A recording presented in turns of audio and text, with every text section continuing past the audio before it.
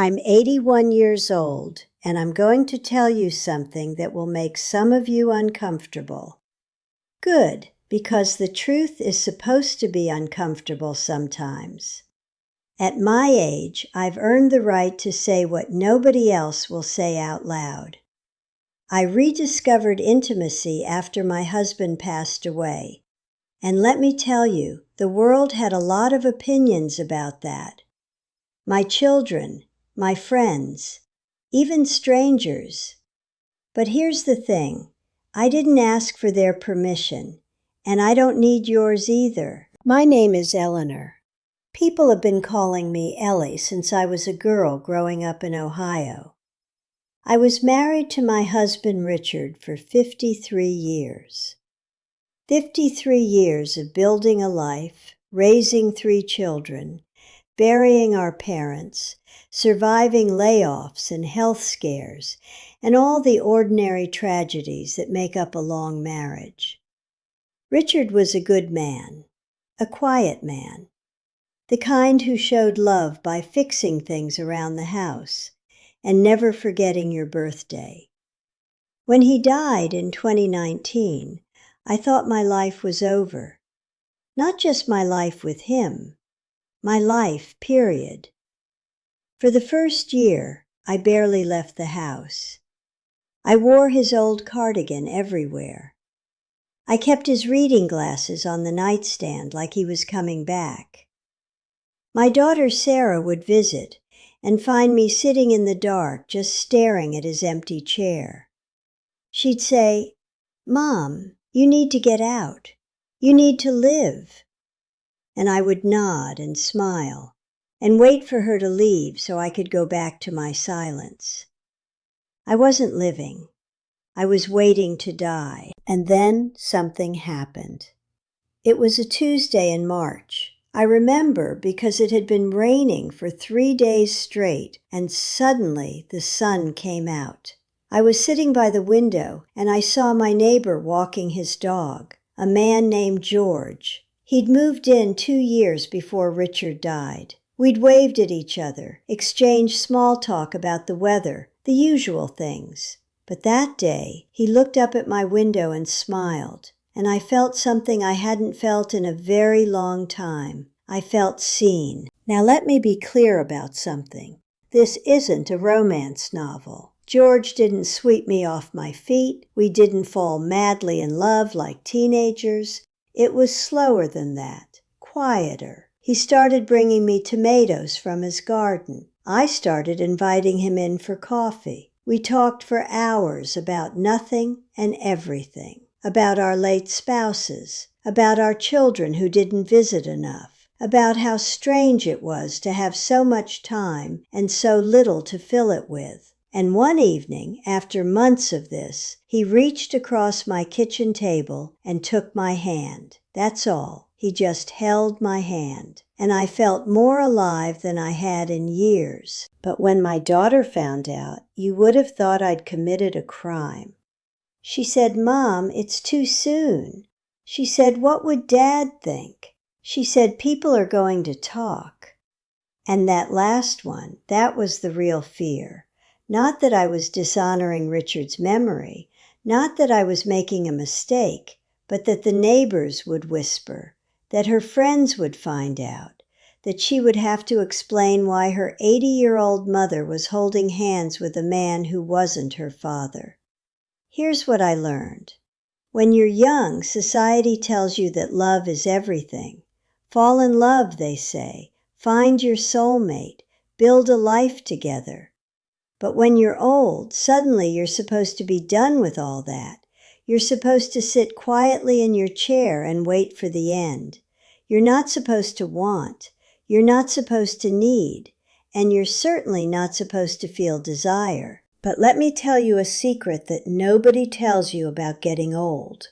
Your body changes, yes. Your knees hurt. Your eyes fail. But inside, you're still the same person you were at 30. You still want to be touched. You still want to be wanted. You still want someone to look at you and see you, really see you. Not just the wrinkles and the gray hair, but the person underneath. That doesn't go away just because you're 81. If anything, it gets stronger, because you know how precious time is now. You know that every moment of connection is a gift. George and I weren't trying to replace our spouses. That's what people didn't understand. Richard was the love of my life, and George's wife Margaret was the love of his. But they were gone, and we were still here. And being alive means needing other people. It means wanting closeness. It means not wanting to eat dinner alone every single night for the rest of your days. And here's the thing about intimacy that I wish I'd understood earlier.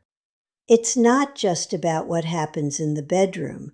It's about all of it. It's about having someone to tell when something funny happens. It's about having a hand to hold during a scary doctor's appointment. It's about not having to pretend you're fine all the time because someone knows you well enough to see when you're not. That's intimacy. That's what I found again with George, and I refuse to be ashamed of it. My son didn't speak to me for 3 months after he found out. 3 months of silence because his mother dared to be happy.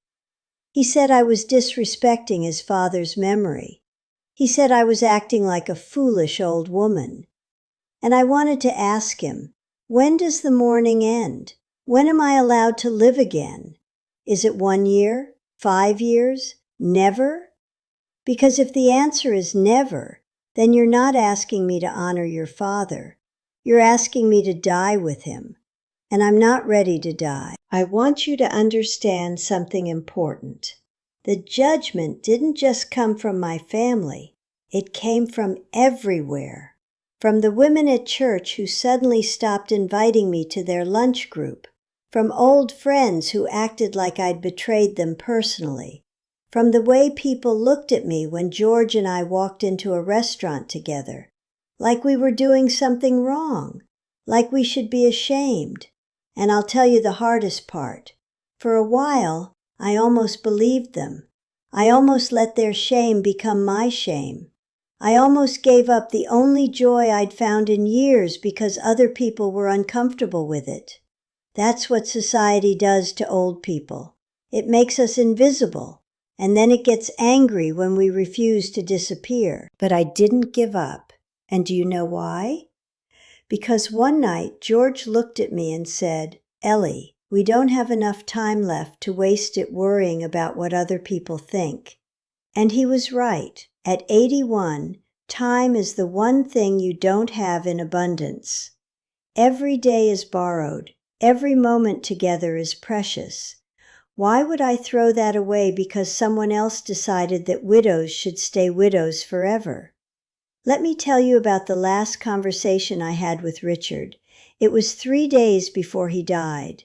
He was lying in that hospital bed, and he took my hand and he said, "Ellie, don't you dare spend the rest of your life alone." He said, "Find someone to make you laugh. Find someone to take care of you. Promise me." And I promised. With tears running down my face, I promised. So when people tell me I'm disrespecting his memory, I want to tell them that this is what he wanted. This is the last thing he asked of me, to live, to be happy, to not die of loneliness. George passed away last year. We had 4 beautiful years together. 4 years of coffee in the morning and walks in the evening, and someone to call when I couldn't sleep at night.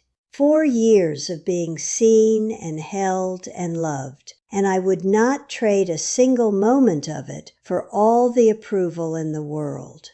Now I'm alone again, and it's hard, but it's different this time, because I know something now that I didn't know before. I know that I am still capable of love. I know that I am still worthy of being loved. And I know that anyone who judges me for wanting human connection at 81 has simply never sat in an empty house night after night, eating dinner in silence, wondering if anyone would notice if you just stopped existing. So here is what I want to say to you, wherever you are, however old you are. Don't let other people's discomfort become your prison. If you find love at 60 or 70 or 80, take it. Hold on to it. Don't apologize for it. And if someone judges you, remember that their judgment says everything about them and nothing about you. And if you're younger, if you have parents or grandparents who are alone, I want you to think about something. Instead of worrying about what the neighbors will say, maybe worry about whether your mother is lonely. Maybe worry about whether your father has anyone to talk to. Maybe pick up the phone and call them. Maybe let them be human beings with human needs instead of turning them into statues of who you think they should be. Tell me your story in the comments. Tell me about your loneliness, your love, your losses. I read every single one. At my age, your words are company, and company is everything. If this meant something to you, subscribe. Not for me, for the person you'll be in 30 years, the one who might need to hear that it's okay to want love at any age. And if you know someone who needs to hear this, a widow, a widower, anyone sitting alone in a quiet house, share this with them. Let them know they're not alone. Because here's the truth I've learned in 81 years of living. Love doesn't have an expiration date, and neither do you.